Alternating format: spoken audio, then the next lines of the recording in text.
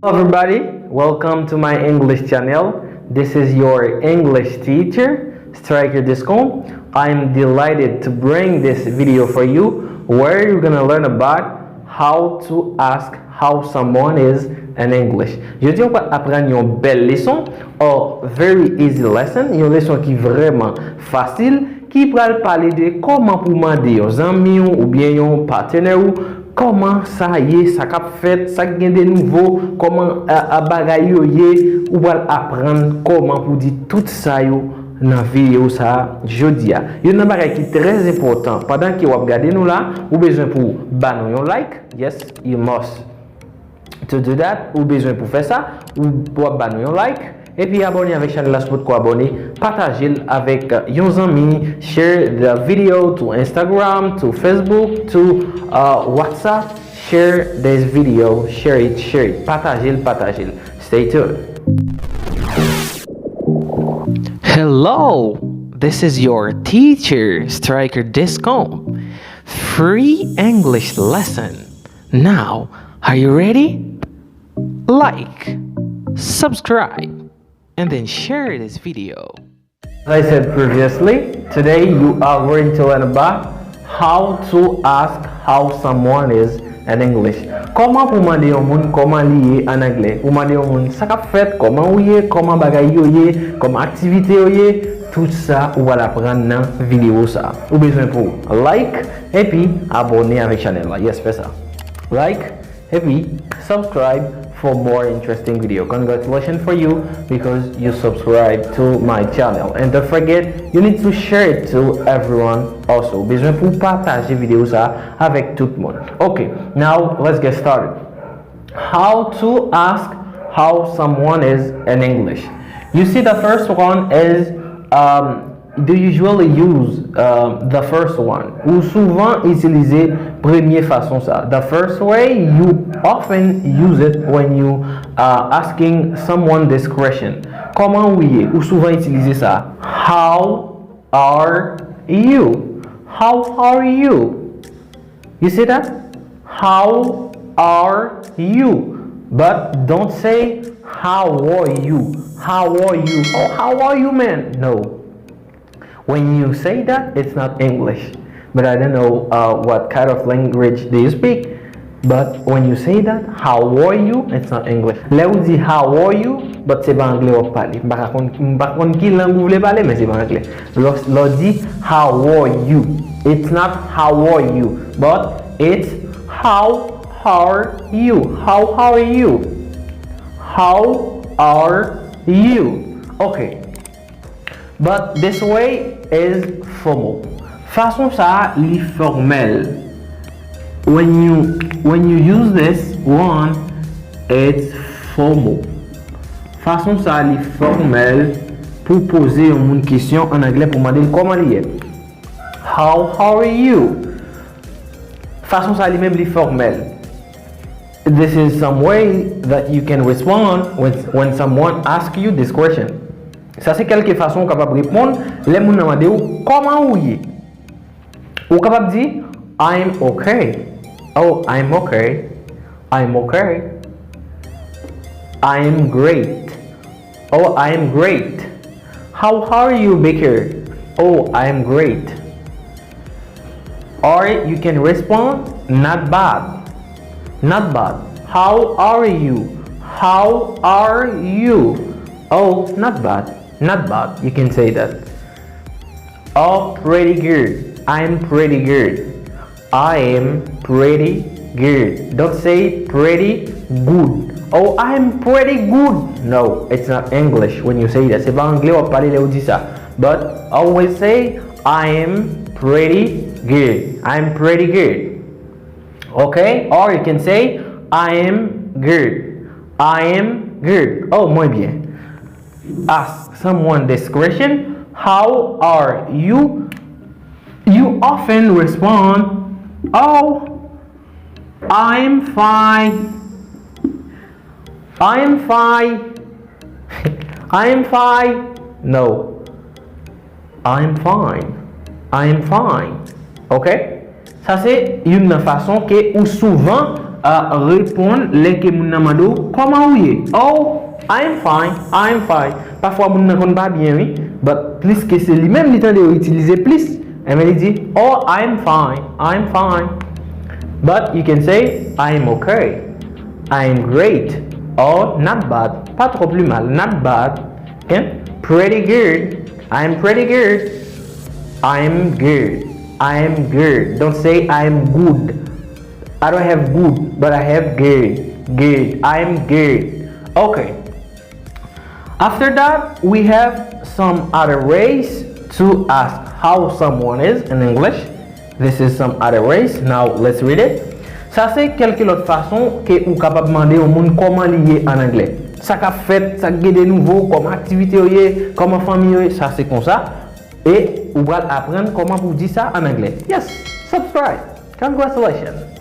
The first one is how's it going? How's it going? How's it going? How's it going? How's it going? It's not oh is it going? It's not it. How's it going? How's it going? How's it going? Mon ami va demander comment ça? How is it going? Comment oui? How's it going? You can say I'm great. Oh, I'm great. Okay? Comment oui? Oh, I'm great. Moi très bien, en bonne santé. How's it going? How's it going? Here you make the linking. Ou fait liaison là. You see that? How's it going? You can say I am great. Okay. But façon ça yo, nous t'ai déjà dit ça, façon ça c'est des façons qui informelles. They informal. Façon ça yo informel. Okay? After that you can say how have you been? It's not been. How have you been? Don't say been. How have you been? How have you been? How have you been? Okay? You can say oh, not so bad. Not so bad. Oh, pas plus mal, not so bad. Not so bad. Okay. After that, we have how's your family? Or you can say how is. But here, this is the construction. How's your family? How's your family? Comment famille? Comment famille? Oh, you can say great. Oh, my family is great or not so bad. You can respond like that. Ou capable répondre comme ça. After, you can say, what's up? Yo, what's up, man? What's up? Don't say what's up. It's what's up? What's up? Okay? Ça qu'a fait. Ou comment vous dites en anglais? What's up? Et mais si vous ne connaissez pas comment vous te dites, ça qu'a fait. En anglais, soit prendre ni sous channel ça je veux dire qui ça vous fait, ou like, et puis ou abonner, et puis ou partager. Congratulations for you. Okay. When you say what's up, ça qu'a fait. Oh, not bad. Or you can say same as always. Same as always. Same as always. Même gens ou te kon bagay yo ya. Même gens same as always. Always. Same as always. Okay? What's new? Qui ça gagne de nouveau? Oh, what's new, man? What's new? But you can say new, but me, I prefer to say new. What's new? What's new? Okay? But the American say new. What's new? Okay. What's new? Ça gagne de nouveau? Ça gagne de nouveau? Oh, same as always. Same as always. Okay, même Jean Barayote, on est même Jean, okay? Same as always. Okay, you can say how's life? How's life? Or you can say how is life? Comment vient comment va? Ouais. How's life? You can say oh, can't complain. Can't complain. Or you can say oh, I'm trying to make the end meet. I'm trying to make the end meet. Here I don't say the end meet because here we got all vowel sound. Nous gagnons voyelle là. Là, on va dire the. But here I say the. Okay? I say the. I am trying to make the end meet. Oh, n'a pas de l'eau pour me faire bête. Ou comment vous dites ça en anglais? I am trying to make the end meet. Okay? N'a pas de l'eau pour me faire bête. Oh, comment vient et how's life? Oh, I'm trying to make the end meet. Oh, n'a pas de l'eau pour me faire bête. Okay. After that, we have how are things going? How are things going?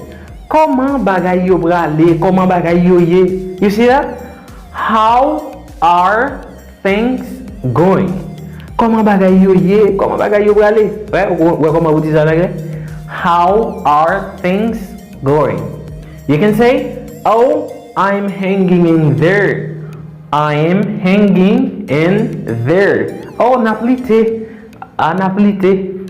I am hanging in there. Oh, nap combat naplite. What? I am hanging in there. After that, you can say, what have you been? What have you been up to lately? What have you been up to lately? You see? Oh, qui ça ou t'es fait avant hier? Comment ça y est? Comment bagay yo ye? What have you been up to lately? I'm trying to make the end meet. N'a pas de l'eau pour me faire bête. I am hanging in there. N'a lite. Toutes ces façons, ou capable répondre, or you can say great, not so bad, same as always, or can't complain. C'est toute façon ou capable répondre dès que on pose ou question ça yo. Okay. Now let's make a review for you. Firstly, I say don't say how are you, bagin how are you, but how are you? How are you? Façon ça lui-même li formel. C'est toute façon capable répondre les on dit how are you? You can respond as I'm okay, I'm great.